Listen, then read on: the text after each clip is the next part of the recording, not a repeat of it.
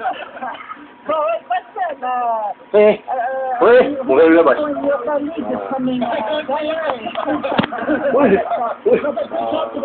Good job. Hindi ko lang, kakain kita.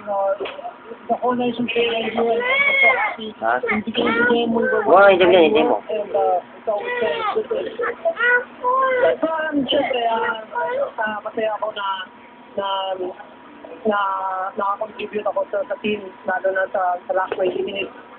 Nagawa ko yung pinapagawa sa akin, yung anong dapat kong gawin. So, masaya yung team na yun na nandito kami sa Davao. Siyempre, hindi pa nag-celebrate. Siyempre, may last game pa. Pero big chance pa makapasa tayo sa semifinal.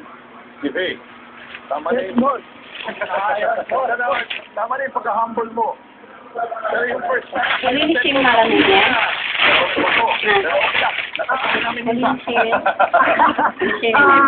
Siguro nagkamali ako dun sa first touch ko sa yung unang attempt.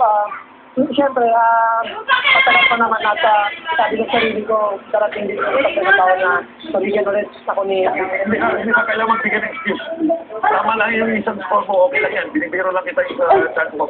Pero, tinawag ko yan. Sinabi ko dito sa dalawang kasama ko dito. Pagpasok mo, last 10 minutes, maganda. Hindi mo makascore. May isa sa akin ng dinner. Very quickly, no? Ang buong Pilipinas nakikinig sa atin ngayon. Siyempre, pinagdasal sila ang panalo. Lalo-lalo na ikaw, pinagdasal sila ang magandang laro sa araw na to. Pagkakataon na, pasalamatan. Yung sinong nanonood sa'yo na pamilya mo ngayon, sigurado nakatunin ngayon na your chance is salamat. Nanonood din sa stadium. Mami ko! Malabo ko yun, Iman. Sa pamilya ko, sa Bila, sa mga anak ko, sa inyo, sa pamilya ko sa Karota, at sa mga Karota ko noon na maraming salamat kung nanonood din kayo para sa inyo at hindi lang para sa rin. Kung ano man yung congratulations to the entire team. Maraming salamat for making the Filipinos very proud sa araw na to. Ladies and gentlemen, bayani natin. Hindi ka rin to. Ay, maganda kay Chippy.